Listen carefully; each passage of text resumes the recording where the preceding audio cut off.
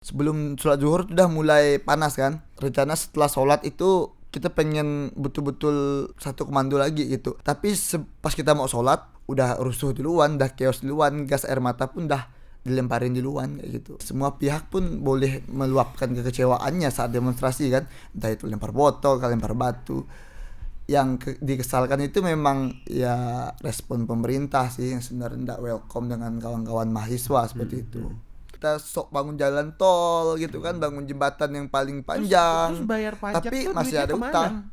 Terus bayar pajak tuh duitnya kemana ya? Saya bukan orang perbajakan bang, tanya aja. Iya kadang-kadang tuh berpikir kayak gitu nggak sih? Kita bayar pajak mahal-mahal, ujung-ujungnya ngutang juga, ya kan? Nah perusahaan dimintain budget, ya kan, untuk bayar pajak juga, tapi ujung-ujungnya juga kita ngutang gitu, gadein inilah, kan lama-lama Pulau Jawa digadein, ya kan? Gagal nggak tuh kita mengelola negara? Ya gagal lah. Standby, rolling bos.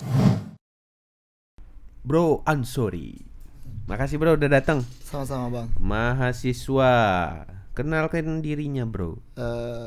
Nama pacar sekalian. Nama Ansar, biasa dipanggil Ansar sih bang kalau di kampus. Ya sekarang masih kuliah semester 9 Semester di 9. IKIP PGRI Pontianak gitu. Jadi denger-denger langsung aja nih ya kan? Jadi nggak usah pakai basa-basi lagi ya kan? Dia ini korlap yang kemarin sempet nyampein aspirasinya ya.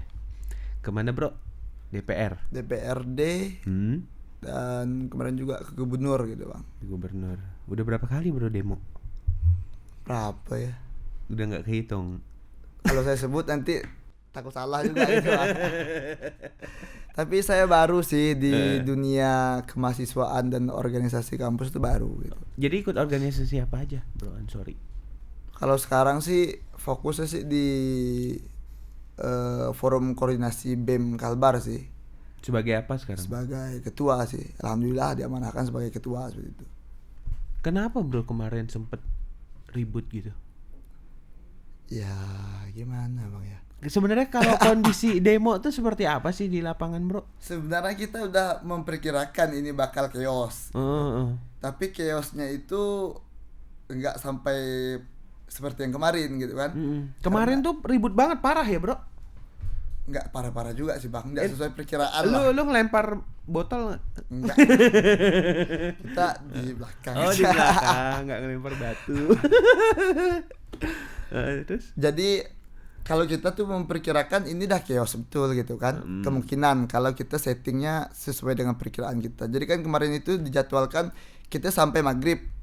Jadi perkiraan kita maghrib itu akan chaos karena kita dipaksa untuk membubarkan diri kan. Tapi kita tidak mau bubar tapi chaos. Tapi di lapangan ya karena banyak elemen juga mungkin yang tidak terkonsolidasikan juga. Ya kita juga sebenarnya tidak mau nyalahkan siapapun lagi gitu. Tidak mau lagi bangun narasi ini yang salah, ini yang benar dan segala macam.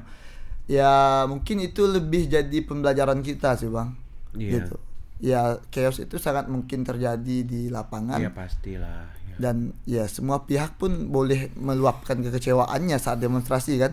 Entah itu lempar botol, lempar batu.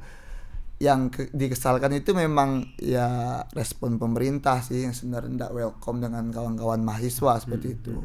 Tapi bro di satu sisi yang gue tangkap tuh gini, setiap aksi demo itu bakalan lebih cenderung gini, kayak melampiaskan emosinya itu karena ada polisi di depan gitu. Itu sebagai karena emang ada dendam pribadi ya kan. Mungkin aku pernah kena tilang nih ya kan, atau gimana sih kok sampai kadang-kadang emosinya tuh lebih parah gitu loh kadang-kadang. Kalau gue lihat tuh lebih kayak kok jadi nggak sampai ke aspirasinya gitu, lebih ke ributnya gitu. Apa gimana sih bagian dari demo tuh seperti apa sebenarnya? Susah juga bang ya kalau kita mau jelaskan kita mandang polisi ini bagaimana gitu kan. Karena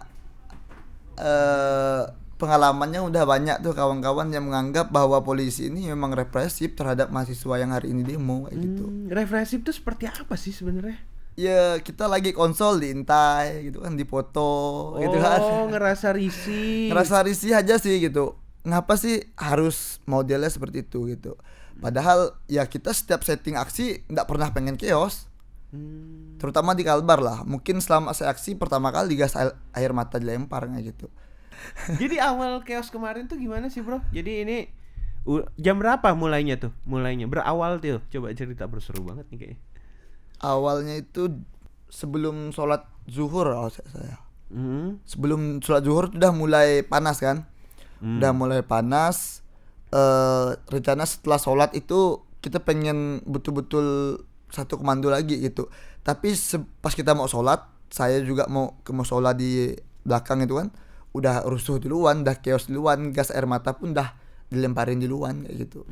Ada pemicunya nggak tuh, provokatornya atau apa? Nggak ada. Kita sih nggak mau lagi bangun narasi yang provokator atau siapa sih bang itu, karena ya dengan ucapan apapun sih sebenarnya semua orang tuh terprovokasi kayak gitu kan, Iya kalau sih, udah di lapangan. bener.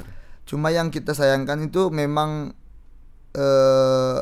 teman-teman itu ndak gimana ya, ndak juga mikirkan teman yang lainnya juga sih sebenarnya kayak gitu. Kasiannya sih ke yang oke lah kawan-kawan pengen yang tindakan yang lebih dari yang biasanya gitu kan, tapi kan teman-teman yang lain juga sih harus dipikirkan. Kalau saya sih gitu sih nanggapinya. Jadi sebenarnya pada dasarnya tuh nggak mau ribut ya? Ya nggak ada sih mau ribut bang. Iya Gitu. sih. Iya. Tapi kadang-kadang di lapangan itu kan ya beda lah dengan kondisi perkiraan kita gitu. Kadang kasihan juga bro ngelihatnya di satu sisi ya, mahasiswa sama polisi jadi kayak korban kebijakan negara. Yang polisinya baik, yang mahasiswanya baik.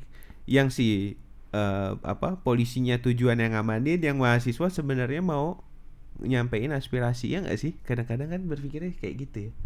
Sebenarnya yang korban tuh siapa? Kita juga kan, ya nggak sih? Ya kan? Yang enak kan yang bikin aturan nih, yang bikin aturan karena kepentingan. Toh sekarang berpikirnya kalau saya pribadi tuh gini, mahasiswa bisnis juga belum, ya nggak sih? Maksudnya dari undang-undang itu dia mau ngapain gitu kan? Tapi Ya gini bang, sebenarnya bang, kalau kita sih nanggapinya gimana ya?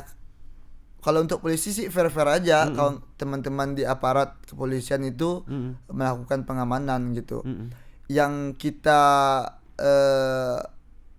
sayangkan itu gitu kan, ada tindakan yang represif tadi gitu bang, yang nggak seharusnya diambil oleh pihak kepolisian. Kalau mau ngamanin aja gitu, nggak masalah kok.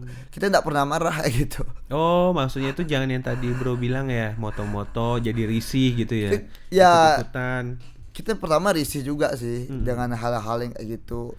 Kalau saya dengar dari beberapa kawan saya sih, teman-teman polisi itu gitu kan, ya kalau dari nolak undang-undang ini sebenarnya mereka juga nolak sih. Oh, baik berarti polisi Baik, juga. kayak gitu. Nah, terus? Yang nggak baik ini kan pemerintah legislatif dan eksekutifnya ini gitu. Iya. Tapi karena mungkin mereka pengabdi negara mungkin kan, jadi memang harus apapun yang diperintahkan ya harus dijalankan sih, tanpa memikirkan itu baik atau buruk. Tapi pesan saya sih ya kalau memang udah kondisi yang kayak gini sebenarnya kawan-kawan tuh diberi keleluasaan lah. Itu diberi keleluasaan baik itu dalam berekspresi dan segala macam sih. Jangan sedikit-sedikit nganggap orang nyoret gedung DPR anarkis. Kayak itu kan ngerusak, nginjak-injak tanaman di taman lalu anarkis, vandalis dan segala macam. Maksudnya tuh harus ada gini bro, sebenarnya minta siapin samsak atau apa kan jadinya. Itu yang narasinya sih sebenarnya yang dibangun polisi ini. Sedikit-sedikit kita dibilang anarkis segala macam, bikin keributan. Ada keluar gitu bahasa kayak gitu waktu itu. Ya itu kan yang ditakutkan oleh polisi, kawan-kawan kalau aksi jangan anarkis ya gitu. Oh, jadi kepinginnya aksinya damai gitu kan. Saat ngasih himbauan tuh jangan ada kata-kata itulah gitu ya. Ya karena salah juga sebenarnya hal itu gitu bah. Terus apa bedanya kawan-kawan yang hari ini nyoret di dinding itu dengan pembuat kebijakan yang hari ini membuat hutan kita mungkin lebih hancur, kayak gitu kan? Nggak ada bedanya juga gitu. Bener, lebih buruk kan? Lebih buruk kayak gitu. Gimana tuh menurut pandangan bro masalah undang-undang Omnibus Law? Kalau saya pribadi sebenarnya merasa jengah saja sih dengan pemerintah sebenarnya itu. Kalau mau mengatakan ini undang-undang baik atau buruk, toh kita juga belum baca semuanya gitu. paling kita baca analisis, baca kajian dari kawan-kawan yang lain juga gitu. Tapi kalau kita di forum koordinasi BEM itu landasannya ya Undang-Undang 15 tahun 2019 itu kayak gitu kan. Bahwa sebuah undang-undang yang namanya Omnibus Law ini tidak pernah diatur tata cara pembentukan dan penyusunannya kayak gitu. Makanya sampai sekarang pun kalau kita lihat ya amburadul ini undang-undang kayak gitu. Pas disahkan pun draftnya pun juga nggak ada gitu. Tapi kalau misalnya dari sisi pemerintah kan itu tujuannya untuk ngedatengin investor ya kan, lebih besar ya kan. Kalau saya tuh nangkepnya gini, apa mungkin karena emang kita udah kehabisan duit saat COVID ini ya kan, kita Bisa butuh jadi. duit ya kan. Bisa jadi doa. Sedangkan kemarin kan Ibu Menteri Sri Mulyani bilang kalau kita bisa ngesahkan ini ada bisa ngedatengin duit sekitar 200 T kan. Kan berarti sebenarnya baik gitu. Ya betul juga sih Bang.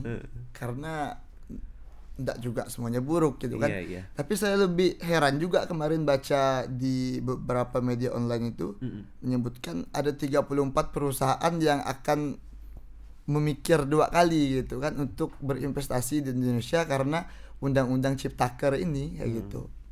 Dengan nilai investasi yang mungkin kalau saya nggak salah baca itu sekitar 4 miliar dolar US, itu akan memikirkan ulang gitu karena kerusakan lingkungan dari dampak Omnibus Law ini mungkin akan berdampak bagi mereka juga gitu kan, terutama kita di Kalimantan. Jadi, ya kita bisa lihat sih Bang, hutan kita di sini udah hancur sih kalau menurut aku gitu kan. Betul. Yang seperti yang kemarin juga tidak pernah ada bencana banjir sebesar itu di Ketapang, di Melawi, sekarang udah pernah gitu kan. Semuanya pada ketakutan dengan banjir, longsor dan segala macam. Semuanya pada waspada kalau musim hujan. Saya sih lebih mandang ke situ sih Bang. Hari ini ternyata ya kita nggak mampu sih jaga aset kita di Kalimantan sih. Kalau saya sih lebih fokus kepada itu sih. Beberapa bulan terakhir sih, baik dari bacaan mungkin diskusi kan, lebih kepada itu sih. Kalau mau mikir ini ada intervensi asing ya terhadap negara ini ya mungkin aja sih Bang. Tapi kan kalau misalnya ya bro, sekarang gini, kita mau mempermasalahin lagi di eranya misalnya yang sekarang. Dulu kan banyak presiden yang udah ngelewatin ya kan bro.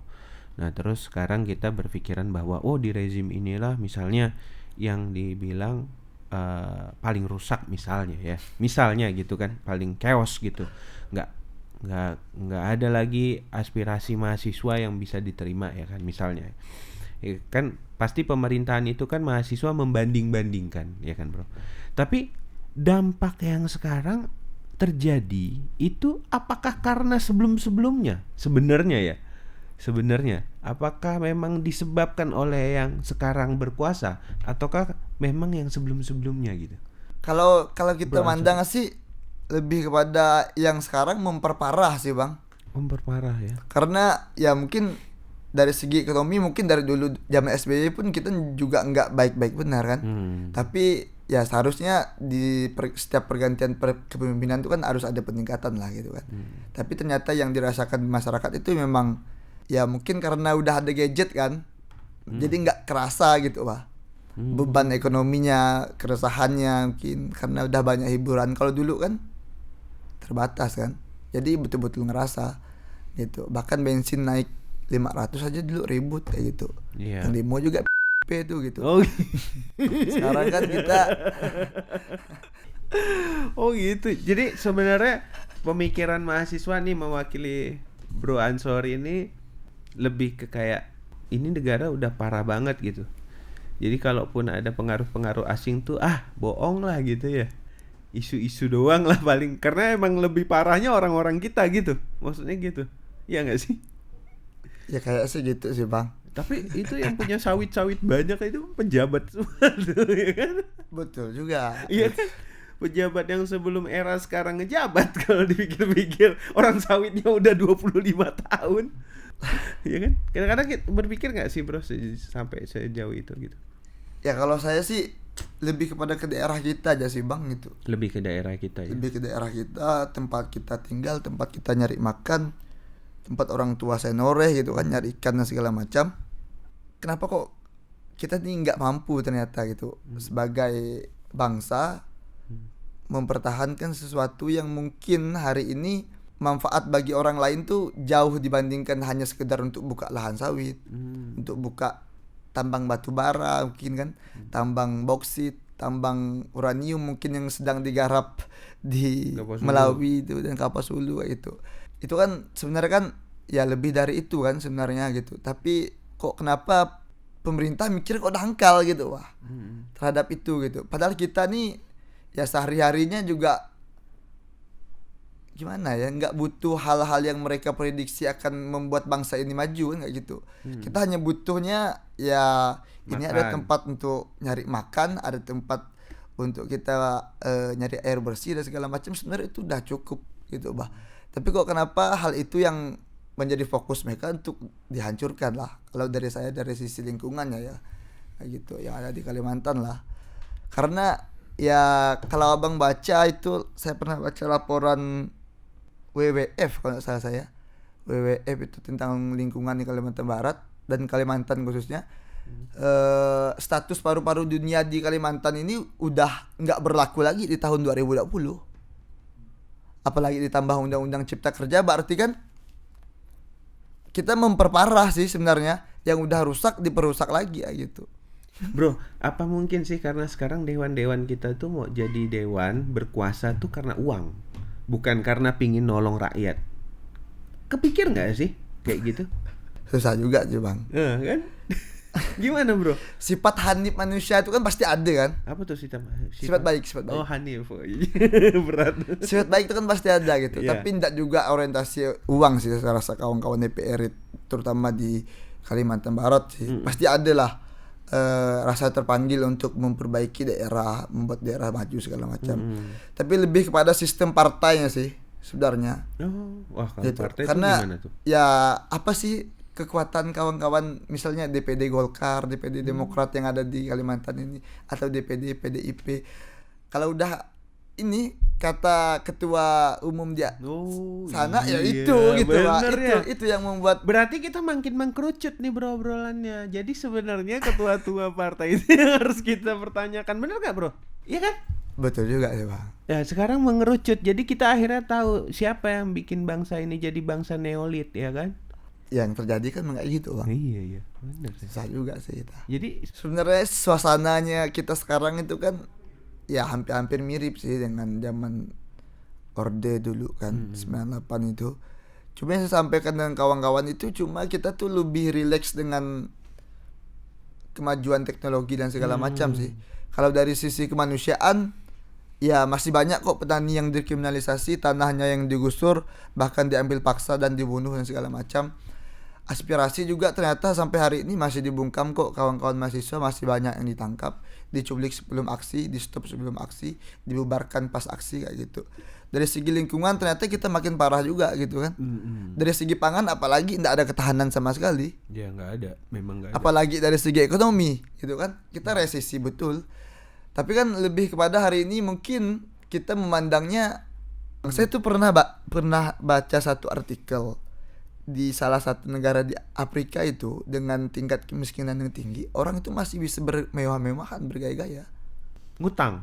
ngutang. Iya, bener. Kan? Ya itu yang terjadi sama kita. Mungkin kita gitu juga gitu. Iya, makanya. Kita sok bangun jalan tol gitu kan, bangun jembatan yang paling panjang. Terus bayar pajak tapi tuh masih duitnya ada kemana? utang.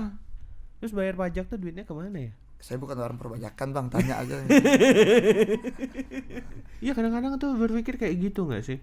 Kita bayar pajak mahal-mahal, ujung-ujungnya ngutang juga, ya kan? Nah perusahaan dimintain budget, ya kan, untuk bayar pajak juga, tapi ujung-ujungnya juga kita ngutang gitu, gadein inilah, kan lama-lama Pulau Jawa digadein, ya kan? Gagal enggak tuh kita mengelola negara? Ya gagal lah, ya kan? Sekarang tuh justru kayak sebenarnya negara tuh nggak ada kali, cuma oh ya udahlah biar ada unit-unit kecil aja gitu, lebih ke bisnis ya nggak sih sekarang? Mungkin sih Bang, karena Ya, kan orang- di atas kan pebisnis semua kan, semua punya PT, punya perusahaan. Karena duit tadi, duit pulus, ya nggak sih? Tapi kalau kita baca di masyarakat itu Bang, kalau kita baca di masyarakat itu trust terhadap hari ini yang ada di pemerintahan itu emang udah terdegradasi betul. Iya sih. nggak ada sama sekali lah. Apalagi dengan legislatif itu udah parah sih kalau menurut aku lah.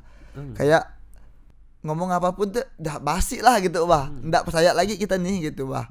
Karena emang ya mungkin udah banyak sih tontonan yang nggak baik sih sebenarnya yang ditontonkan kepada masyarakat. Sebenarnya sih kalau emang punya orientasi uang sih boleh-boleh aja gitu kan.